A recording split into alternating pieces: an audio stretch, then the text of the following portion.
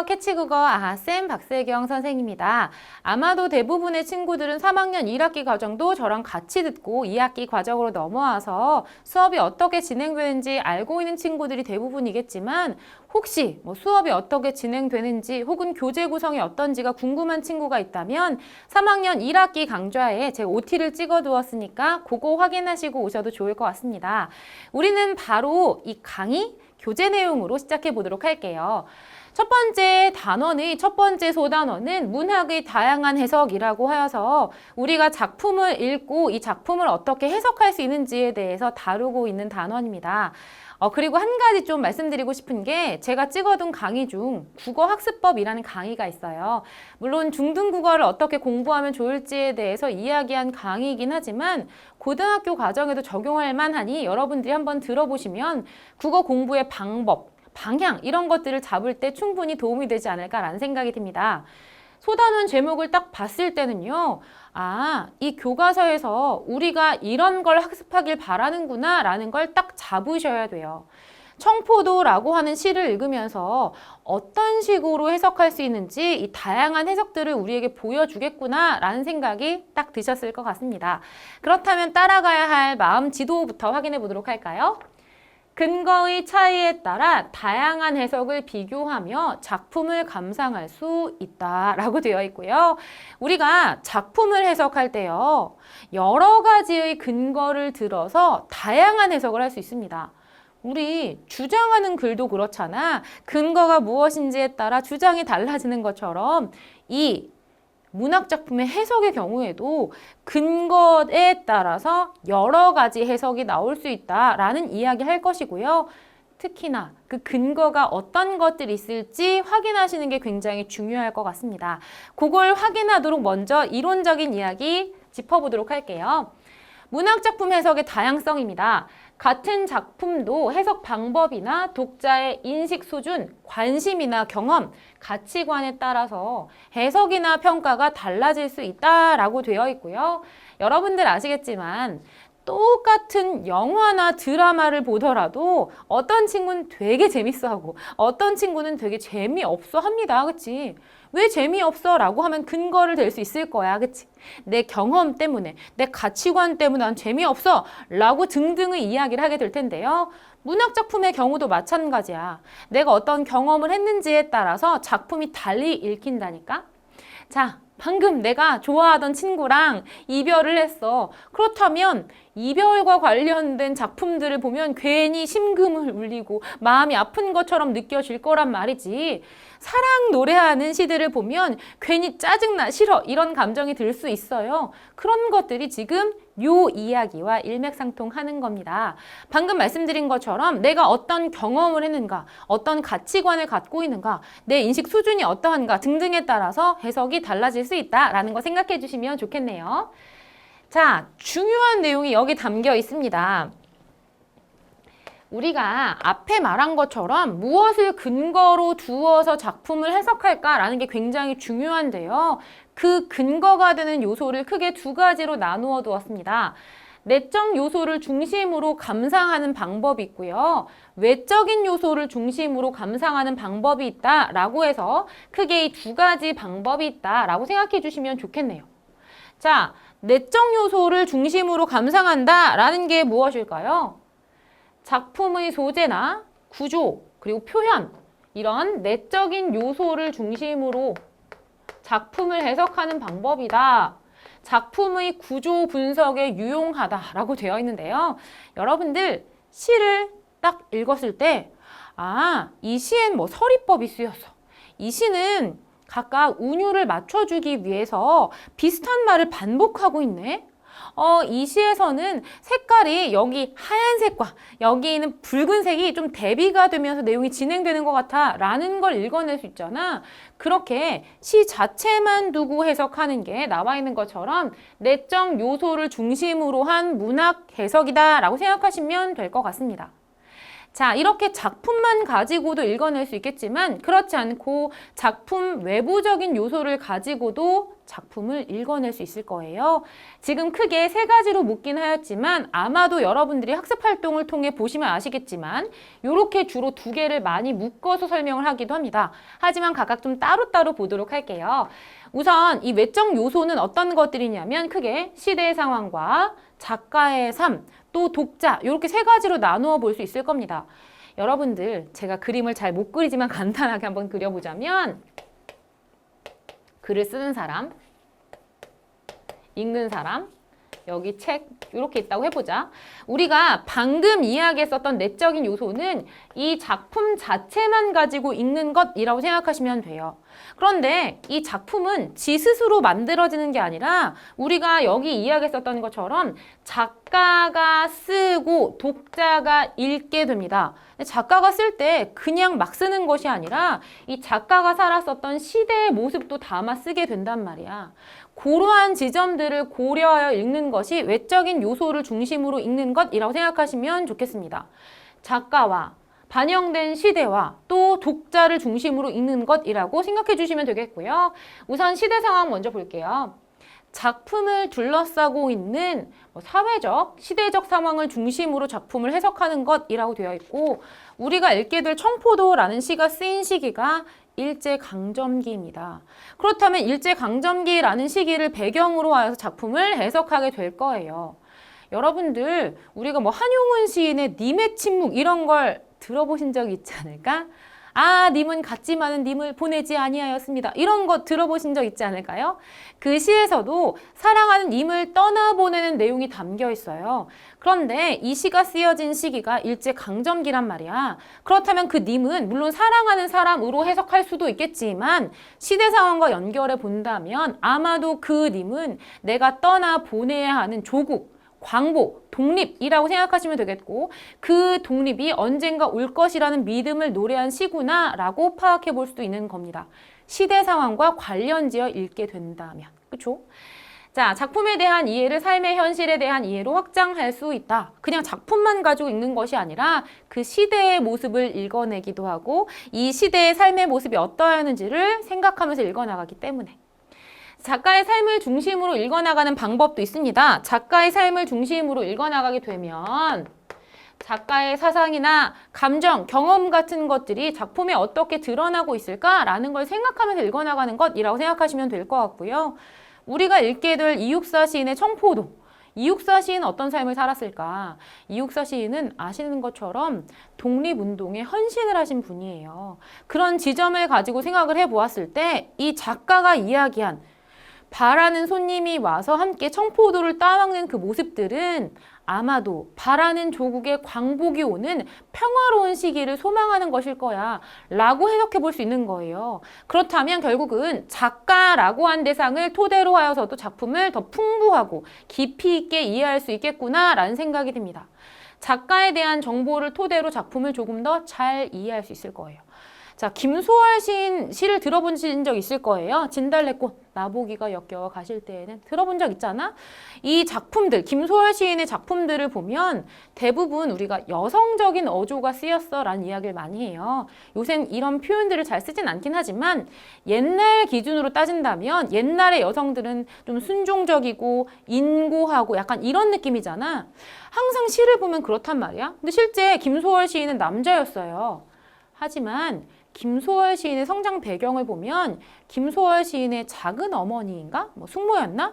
이분이 김소월 시인과 되게 많은 시간을 보내는데 그때마다 작은 아버지 흉을 보기도 하고 이러이러한 삶의 여인의 힘든 삶을 막 이야기하기도 하고 그런 부분들이 좀 바탕이 되어서 김소월 시인의 좀 시를 보면 여성들의 한이 많이 느껴진다라고도 하기도 합니다. 그런 지점을 가지고 작품을 읽어낸다면 작가의 삶과 관련지어 해석한 것이구나 라고 생각해 볼 수가 있을 것 같네요. 자, 독자에게 주는 깨달음을 중심으로도 읽을 수 있습니다. 작품이 독자에게 끼치는 영향이 어떠한지, 교훈적인 의미가 무엇인지 이런 것들을 생각하면서 읽는 것이고요. 여러분들 어떤 소설을 읽거나 시를 읽었을 때 아, 참 재밌었어. 이 작품은 나한테 이러한 깨달음을 줘 라는 걸 느끼잖아. 그치? 우리 항상 독후감을 쓸 때 이런 깨달음을 얻었다 이런 거 쓰잖아요. 그런 것처럼 나에게 주는 깨달음이 무엇인가 라는 것을 가지고 해석한다는 게 바로 독자를 중심으로 읽는 것이라고 생각해 주시면 좋겠습니다. 독자가 작품 감상의 능동적인 주체가 될 수 있다. 왜? 내가 이걸 느끼고 깨닫는 주체로 지금 이 작품을 읽어나가는 것이기 때문에. 그래서 여러분들 지금 중요한 건 우리가 작품을 감상할 때 작품 자체만 두고 감상할 수도 있겠지만 작가의 삶이라던가 작품에 담겨있는 시대의 모습이라던가 혹은 독자에게 어떤 영향을 끼쳤는가 등등을 가지고도 작품을 읽어낼 수 있어요 라는 걸 중요하게 생각해 주시면 좋겠습니다. 그리고 앞서 말씀드린 것처럼 주로 이 교과서 내용에서는 작가의 삶과 시대 상황을 묶어서 이야기를 많이 하고 있거든요. 아무래도 작가가 작품에 반영한 시대가 작가가 살아온 시대와 무관하지 않기 때문에 그럴 겁니다. 우리가 이 청포도라는 시도 읽게 되겠지만 청포도라는 작품이 쓰인 시기도 일제강점기이고 작가가 살아온 삶의 모습도 독립운동가라는 점을 생각해 본다면 때려야 뗄 수 없구나라는 생각이 드실 거예요. 문학작품을 주체적으로 해석하는 방법에 대해서 이야기하고 있는데요. 작품을 읽고 내용을 정확하게 파악한 뒤 주체적인 관점에서 글씨 좀 있네요. 근거를 들어 작품을 해석하고 평가해보자. 또 다양한 해석을 비교하며 해석과 근거의 타당성을 파악하고 작품의 의미를 깊이 있게 이해해보자 라고 나와 있습니다. 결국은 이거 아니야? 우리가 앞에서 방금 보고 온 내적인 요소로 혹은 외적인 요소를 중심으로 각각 작품을 주체적으로 읽어보자. 근거를 제대로 들어서 해석해보자. 이게 이번 단원의 목표가 되는 겁니다. 문학작품을 다양하게 해석하기 위해서 필요한 태도가 나와 있는데요. 객관성을 가지고 작품의 내용을 정확하게 이해해야 한다. 또한 다른 사람들이 받아들일 수 있는 근거를 들어서 해석해야 한다. 작품에 대해 해석하고 평가한 후에 다른 사람의 해석이나 평가와 비교하여 자신의 감상을 객관화해야 한다라고 나와 있어요. 결국은 우리가 작품에 대해 해석할 때 근거도 굉장히 중요해. 이 근거가 적절한지에 따라서 해석이 적절하지 못할 수도 있는 것이거든요. 그 근거가 적절하지 않은 걸 집어넣어 놓은 상태에서 다음 중 이 해석이 적절하지 않은 걸 골라봐. 이런 문제도 많이 출제가 되고 있습니다. 그래서 여러분들 우리 같이 청포도를 읽어나갈 때 이러한 근거를 통해서 이렇게 해석도 해볼 수 있겠구나 라고 하는 것들을 다양한 활동을 통해서 확인해 볼 수 있지 않을까 생각이 듭니다. 그렇다면 옆에 딸려있는 문제 같이 한번 풀어볼 텐데요. 제가 옆에 딸려있는 문제들은 PPT로 띄워드리지 않습니다. 여러분들 교재에 나와 있으니까 각각 먼저 풀어보시고 저랑 같이 맞춰 나가면서 확인해 주시면 좋을 것 같고요. 소단원 종합 문제 같은 것들은 PPT로 띄워드릴 테니까 그걸 보면서 같이 풀어주시면 될 것 같습니다. 자, 그러면 옆에 문항 풀어보도록 할게요. 1번입니다. 내적 요소를 중심으로 하여서 해석할 때 초점을 둘 요소가 아닌 걸 찾아보자 라고 되어 있고요. 우리가 작품의 구조라든가 소재나 표현 같은 것들은 작품을 파악하는 내적인 요소라고 볼 수가 있겠지만 작가의 삶이나 경험의 경우에는 작품을 해석할 때 외적인 요소를 중심으로 해석하는 방법에 해당하였습니다. 따라서 답은 4번 찾아주시면 되겠네요. 2번입니다. 다음과 같은 감상에서 가장 중시하고 있는 요소가 무엇인가요? 이 시를 감상할 때는 시인이 독립운동가로 활동했었던 점에 주목해야 해 라는 것은 바로 작가가 어떤 삶을 살았는지 어떤 경험을 했는지를 중시하고 있는 것이기 때문에 답은 2번 찾아주시면 되겠습니다. 작가의 삶과 경험. 자, 3번이에요. 작품이 독자에게 주는 깨달음을 중심으로 감상하는 것을 골라보자. 1번, 이 작품은 광복 직후의 삶의 모습을 잘 반영하고 있어 라는 것은 시대 모습이 어떻게 반영되었는지를 가지고 파악하는 것이니까 탈락. 2번에 이 작품에는 힘들었던 작가의 삶이 잘 드러나고 있어 라는 것은 작가의 삶과 관련하여 해석한 것이기 때문에 탈락. 3번에 이 작품은 광복을 염원하고 있는 작가의 소망이 잘 반영되어 있대. 이것도 작가의 삶, 작가의 생각과 관련하여 해석하고 있는 것이기 때문에 탈락. 4번에 이 작품은 의인법을 사용하여 말하고자 하는 말을 효과적으로 잘 표현하고 있대요. 이것도 뭐예요? 작품만 가지고 해석한 것이기 때문에 답이 될 수가 없구나. 그렇다면 5번이 답이겠네요. 이 작품을 읽고 나면 독자가 세상을 긍정적으로 바라보는 관점을 갖게 될 거야 라는 것은 작품을 바라보는 독자가 어떤 깨달음을 얻게 되는지에 대해서 가지고 감상하고 있는 것이므로 5번 찾으시면 되겠습니다. 실제로 여러분들께 되게 잘 나오는 문제가 내적 요소를 중심으로 감상한 것인지 외적인 요소로 중심으로 감상한 것인지, 외적 요소를 중심으로 감상했을 때에는 이게 시대 상황이나 작가의 삶을 중심으로 감상한 것인지 혹은 독자의 깨달음 중심으로 감상한 것인지를 구분해봐 라는 문제가 자주 나오는 편입니다. 그런 지점 생각해 주시면 좋겠고요. 그렇다면 우리 본문인 청포도 이육사 시인의 작품을 같이 읽어보도록 하겠습니다. 여러분들 시나 소설을 같이 공부할 때는요, 물론 다른 글들도 마찬가지겠지만 여러분들 스스로 한번 읽어보시고 내가 여기는 이 부분, 이 문장을 어떻게 해석할 수 있을까라는 걸 생각해보면 참 좋지 않을까 싶습니다. 자, 같이 첫 번째 연부터 읽어볼까요?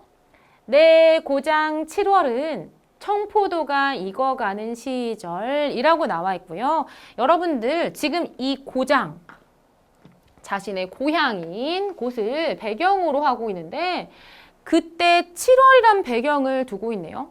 7월 하면 무더위가 떠오르기도 하지만 지금 그 무더위를 연결시키고 있지 않고 청포도가 익어가는 시절이다 라고 표현하고 있습니다. 여러분들 우리가 이 시를 보면 제목이 청포도이기도 하고요. 지금 시에서 중심 소재로 청포도라는 시어가 쓰이고 있어요. 우리 굉장히 많은 과일들이 있잖아. 뭐 우리가 지금 생각하면 망고도 있고 샤인머스켓도 있고 이렇게 생각할 수 있겠지만 과거에 굉장히 흔했던 과일은 사과나 배, 귤 같은 게 아닐까 싶어요. 그렇지? 그런데 그러한 과일을 떠올리는 것이 아니라 청포도가 익어가는 시절이라고 하여서 청포도라고 하는 과일을 쓴 이유가 있지 않을까 싶어. 대부분의 과일이라고 한다면 한 송이씩 맺히는 거야. 하나씩 맺히잖아. 그치? 한 알씩 맺힌단 말이야. 그런데 청포도라고 하면 알갱이들이 여러 개가 모여서 한 송이를 이루기 때문에 되게 탐스럽게 보인다라는 생각이 듭니다.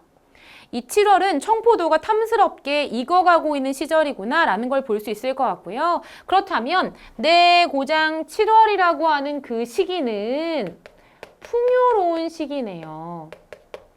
평화로운 느낌이 들기도 하고요. 그리고 여러분들 우리 보편적으로 청색의 이미지가 어떤 느낌을 주나요? 파랑새라는 그 단어는 뭐 소설이라던가 동화라든가 혹은 노래 가사로 가끔씩 쓰이긴 하는데요. 파랑새 하면 희망, 꿈 이런 것들을 많이 의미해요. 그렇죠? 여기에는 이 청포도의 청색깔도 마찬가지 역할을 할 텐데요. 청색의 느낌은 주로 이상이나 희망을 많이 상징한다라고 생각해 보셔도 좋을 것 같습니다. 꿈 이런 거.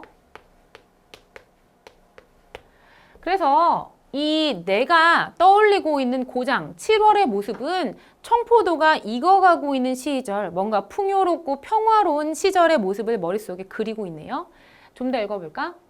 이 마을 전설이 주저리 주저리 열리고 라고 나와 있고요. 주저리 주저리는 뭐 풍요롭게 청포도가 매달려 있는 한 알 한 알이 알갱이들이 잘 매달려져 있는 모습을 생각해 주시면 좋겠습니다.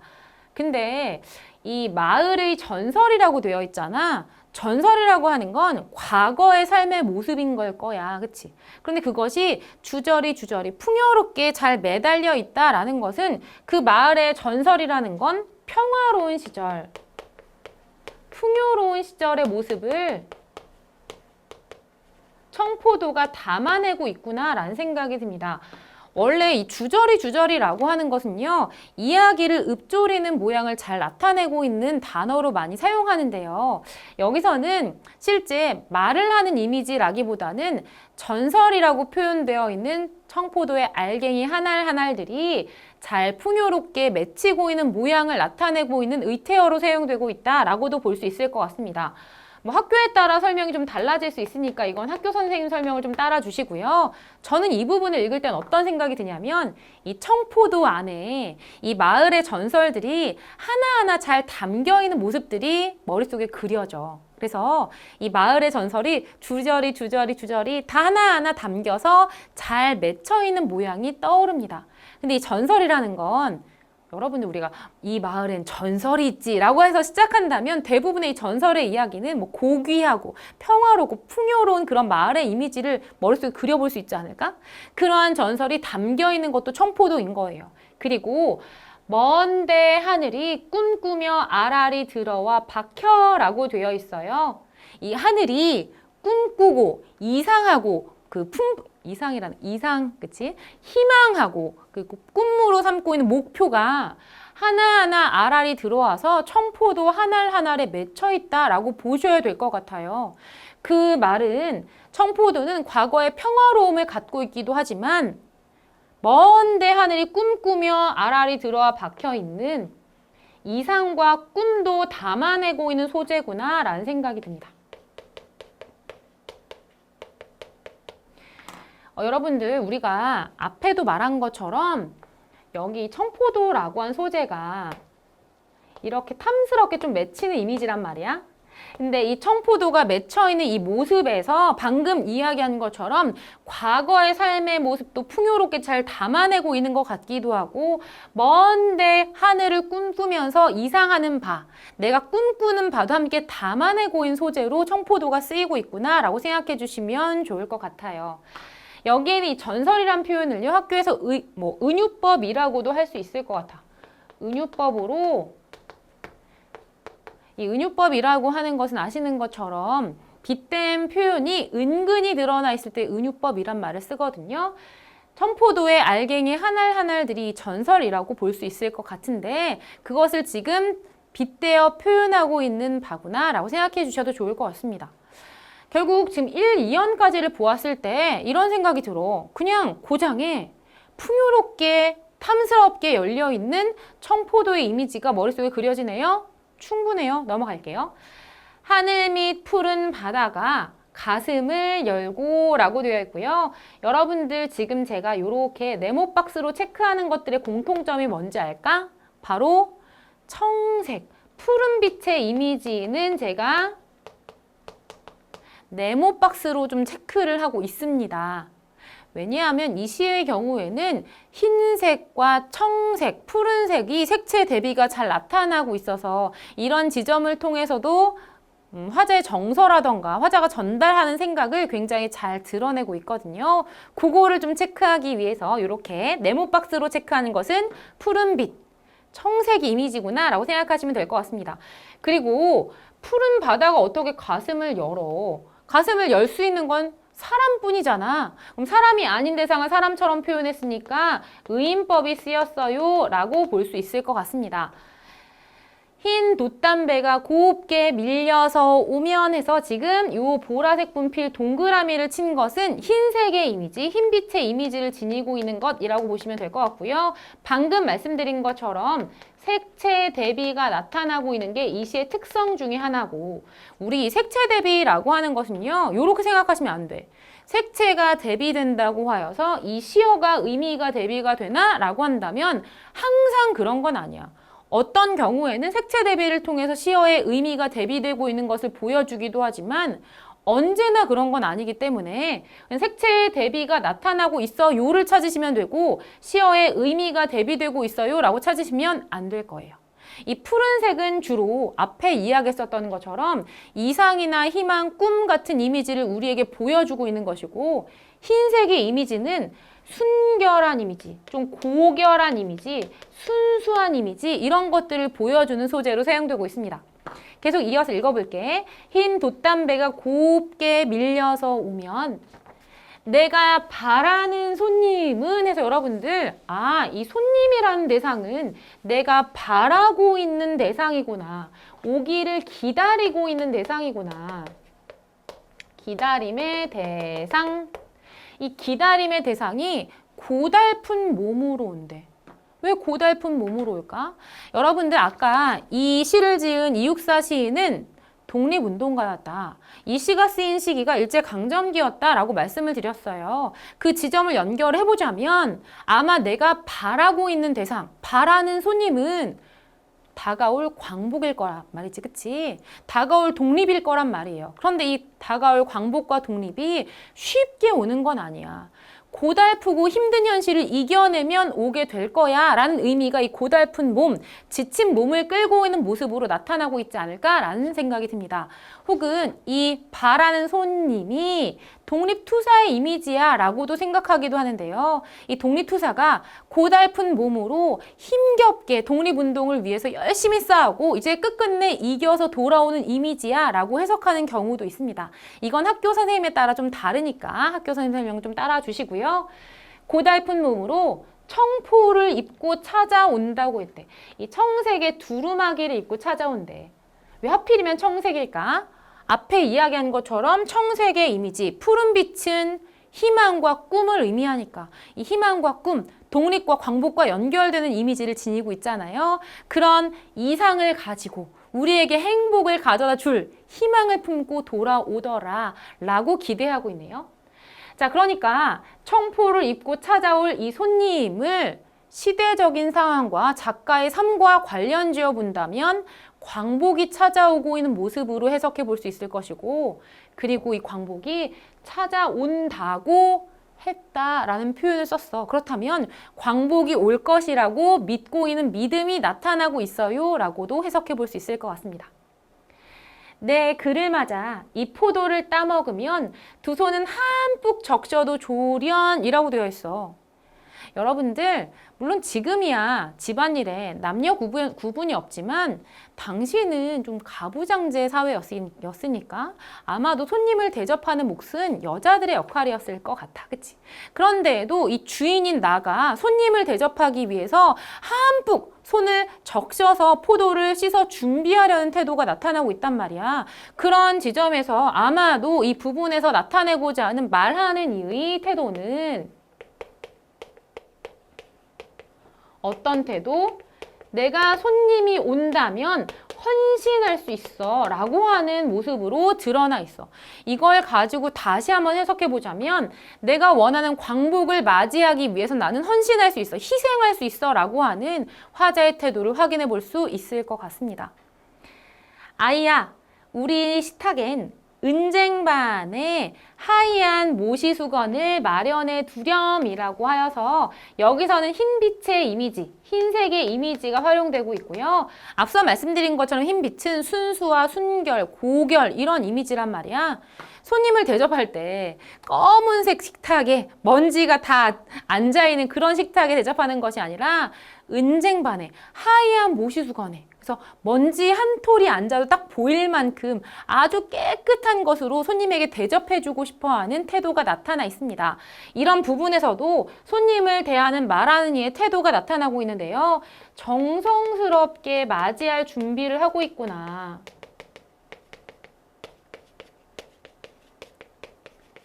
그러한 모습이 아주 잘 나타나 있고요. 그리고 여러분들, 전 여기에서도 광복에 대한 확신이 느껴졌거든. 물론 이육사 시인은 광복을 보지 못하고 돌아가시긴 하셨지만 그래도 광복에 대한 확신과 믿음이 있는 분이었다라는 생각이 이 부분에서도 많이 느껴졌어.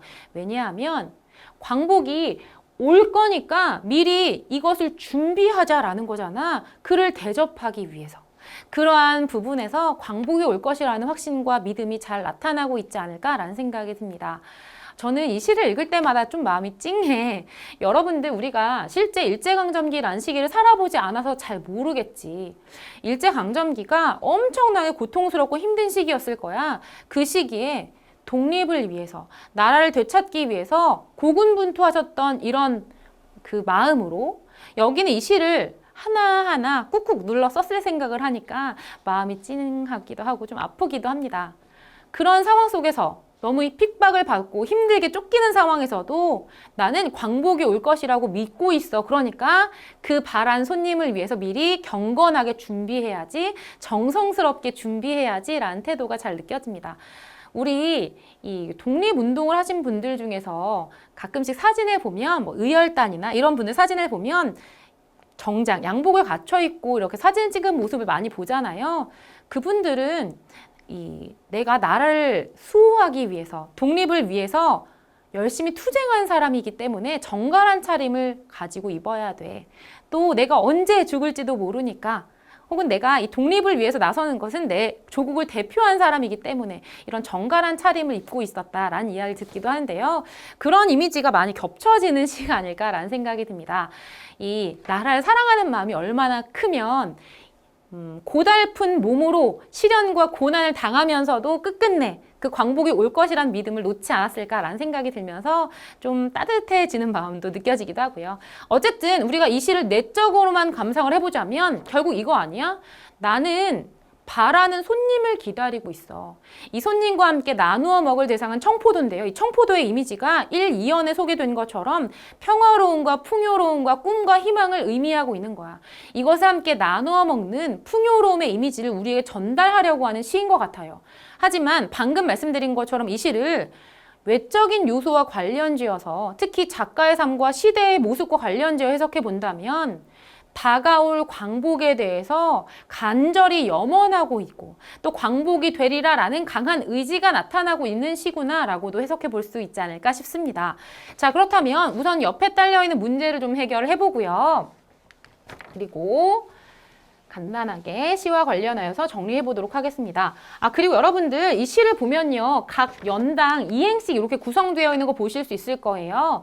그런 부분을 가지고 혹자는 이육사 시인의 할아버지가 이육사 시인을 굉장히 많이 교육을 했고 주로 한문학 같은 것들을 많이 가르쳤다고 하거든요. 한문, 문학 이런 것들을 가르치시다 보니까 뭔가 정제미, 형식미를 갖추어 시를 쓰는 게 이 시의 화법에 많이 담겨 있다라고 해석하기도 합니다. 그런 부분에서 좀 운율감이 느껴지기도 해요. 이런 것들을 학교에서 설명해 주실 수도 있어요. 이건 학교 선생님 설명을 좀 따라가 주시면 좋겠습니다. 자, 옆에 딸려있는 문제 3개 풀어보도록 할게요. 1번입니다. 빈칸에 공통적으로 들어갈 시어를 찾아보자. 말하는 이가 손님과 함께 무엇을 따먹길 소망하고 있나요? 이미 답은 찾을 수 있어. 청포도겠죠. 2연에서는 청포도가 탐스럽게 익어가는 장면이 나타나 있습니다. 자, 이번에 기역에 사용되고 있는 표현 방법. 하늘 밑에 푸른 바다가 가슴을 열고 라고 했을 때 이것은 의인법이 쓰였어 라고 확인했으니까 1번 골라내시면 되겠습니다. 간혹 학교에서 이 부분을 화류법으로 보시기도 하시니까 이건 학교 선생님 설명을 꼭 좀 따라주셨으면 좋겠습니다. 3번에 다음 중 색채 이미지가 다른 걸 찾아보자. 하늘과 청포도, 푸른 바다는 모두 푸른색의 이미지를 지니고 있고 하얀 모시수건은 순수, 고결, 순결의 이미지를 지니고 있는 흰 빛입니다. 이렇게 찾아내시면 되겠네요. 우선 이 단원에서는 말하는 이의 소망 되게 중요했어. 손님이 찾아오기를 소망하고 있더라. 손님을 맞이하여서 함께 청포도를 따먹기를 소망하고 있더라. 그리고 이 시에 사용되고 있는 주요한 표현 요소 중 하나가 색채 대비인데요. 푸른색의 이미지하고 흰색의 이미지가 대비되어서 말하는 이의 정서를 더 강조하여 전달해 줄 수 있을 것 같습니다. 자, 손님을 대하고 있는 말하는 이의 태도는 어땠나요? 마지막 5, 6연에 굉장히 많이 나타나고 있었는데 손님을 위해선 기꺼이 내가 헌신하겠다, 희생하겠다라는 태도가 나타나고 있기도 하고요.